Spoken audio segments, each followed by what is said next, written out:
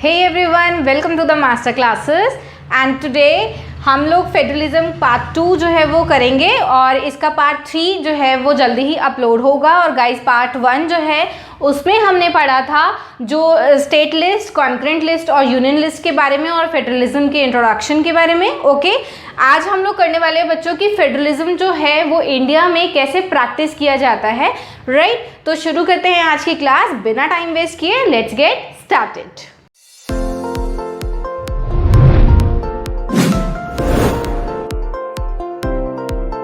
आगे शुरू करते हैं बच्चों की how is federalism practice. Okay, तो बच्चों जो इंडिया है उसमें जो कॉन्स्टिट्यूशन के प्रोविजंस हैं बस वही काफ़ी नहीं थे फेडरलिज्म की सक्सेस के लिए। जो स्टेट रिलेशंस हैं, सेंटर स्टेट रिलेशंस हैं, जो लिंग्विस्टिक स्टेट्स की जो पॉलिसी हैं वो हमने जो अडॉप्ट करी, लैंग्वेज पॉलिसी हमने अडॉप्ट करी, ये सारे रीज़न थे, ये सारे टेस्ट थे जिनकी वजह से जो फेडरलिज्म है उसको हमारे इंडिया में सक्सेस मिली। ओके, तो आइए पढ़ते हैं इसके बारे में।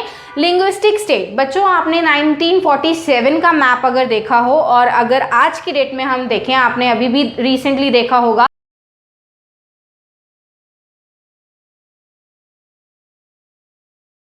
कि जम्मू एंड कश्मीर, लद्दाख को भी हमने यूनियन टेरिटरी जो है वो डिक्लेयर कर दिया है।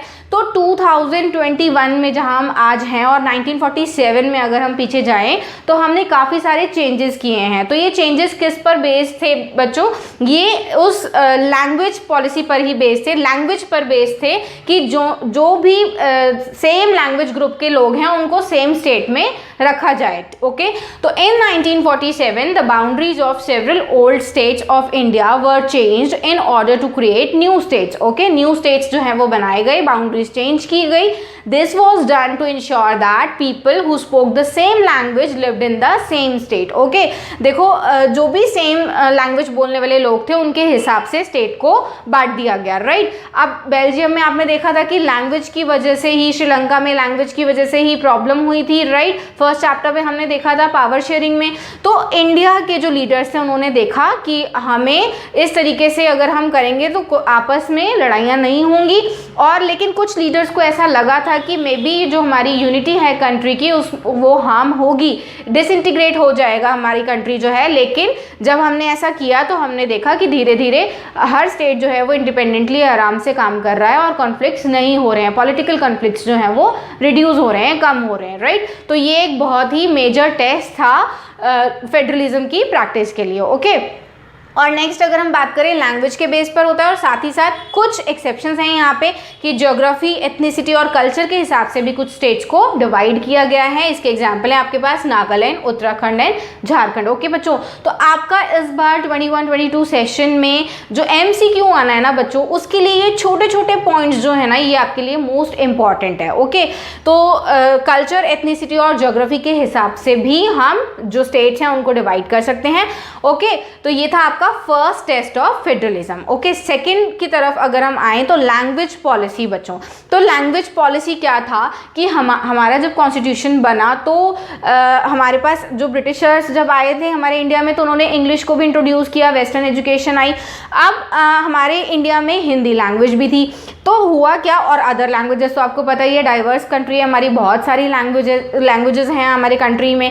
तो लैंग्वेज पॉलिसी जो है वो अडॉप्ट करी। तो हमारे जो कॉन्स्टिट्यूशन है उसने किसी एक लैंग्वेज को नेशनल लैंग्वेज का स्टेटस नहीं दिया, क्योंकि किसी एक को देते तो जो दूसरे हैं वो नाराज हो जाते थे।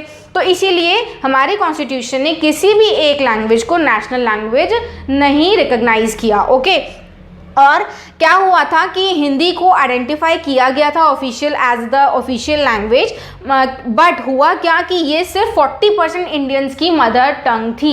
तो हुआ क्या, बाकी 60% जो है वो भी नाराज़ हो गए कि नहीं भाई हिंदी, हमें तो हिंदी समझ में नहीं आती। अगर आप हमारे साउथ इंडिया में जाएंगे तो आपको पता होगा कि वहाँ पे तमिल है, तेलुगु है और कर्नाटका में भी आप देखोगे कि जो साउथ रीजन्स हैं सारे, वहाँ पे हिंदी लैंग्वेज नहीं बोली जाती है। तो वहाँ के लोग जो हैं वो नाराज़ हो गए। ओके, तो तो वहाँ पे भी प्रोटेस्ट वगैरह होने लगे और 1965 में वहाँ पे भी थोड़ा सा प्रोटेस्ट हुआ जब सेंट्रल गवर्नमेंट ने इंग्लिश के यूज़ को स्टॉप करने की बात कही। तो 1965 में इंग्लिश लैंग्वेज को स्टॉप करने की जब बात हुई तो वहाँ पे तमिल में क्या हुआ, थोड़े से प्रोटेस्ट होने लगे। और इससे पहले कि ये बहुत ज़्यादा कॉन्फ्लिक्ट जो है बहुत ज़्यादा होता, तो इससे पहले सेंट्रल गवर्नमेंट ने अग्री किया कि इंग्लिश को हिंदी के साथ साथ ऑफिशियल पर्पज़ के लिए यूज़ किया जाएगा। ओके, तो आज की डेट में आप देखते होंगे गाइस, जो भी ऑफिशियल ऑर्डर्स होते हैं, मेमोज वगैरह होते हैं या कोई भी एडवर्टीजमेंट वगैरह आती है, तो उसमें जो भी ऑफिशियल पर्पज़ के लिए गवर्नमेंट की आती है तो उसमें इंग्लिश और हिंदी दोनों का यूज़ किया जाता है। ओके, तो और इसमें साथ साथ एक इम्पॉर्टेंट MCQ आपका बनता है कि 22 लैंग्वेजेस को रिकॉग्नाइज किया गया था as the scheduled languages by the constitution. Okay, तो हमारे कॉन्स्टिट्यूशन में 22 लैंग्वेजेस को रिकॉग्नाइज किया गया है। ओके बच्चों, तो ये इसमें जो 22 लैंग्वेजेस हैं वो भी आप एक बार रीड कर लीजिएगा। ओके, मैं लास्ट में इस वीडियो के लास्ट में उसकी पिक जो है वो डाल दूंगी। ओके, नेक्स्ट अगर हम बात करें बच्चों थर्ड टेस्ट की, तो सेंट्रल स्टेट रिलेशंस भी बहुत ही एक इम्पॉर्टेंट टेस्ट है। ये एक और तरीका है जिससे फेडरलिज्म को स्ट्रेंथन किया जा सकता है इन प्रैक्टिस। ओके, क्या होता था बच्चों कि पास्ट में जब हमारा जो इंडिया है इंडिपेंडेंट हुआ, उसके बाद कुछ पॉलिटिकल स्टेबिलिटी तो नहीं रही थी। आपको पता ही होगा कि पॉलिटिकली हम थोड़े से डिस्ट्रैक्टेड तो थे ही, क्योंकि हम नए नए डेमोक्रेसी में आए थे। ओके, तो जब रूलिंग पार्टी जो थी स्टेट लेवल पर अगर अलग होती थी, तो जो भी सेंटर पे जो पावर होती थी, जिसके पास रूलिंग पार्टी होती थी, जिसके पास पावर होती थी, वो क्या करती थी, स्टेट्स की जो गवर्नमेंट होती थी उनकी पावर को अंडरमाइन करती थी। ओके, उनको दबाव डालती थी, ऑप्रेस करती थी। तो इस वजह से क्या होता था, कहीं ना कहीं थोड़े से कॉन्फ्लिक्ट्स जो है वो रहते थे। तो हुआ क्या गाइज, धीरे धीरे ये भी सॉर्ट आउट हुआ। हमारे जो लीडर्स थे बहुत अच्छे थे।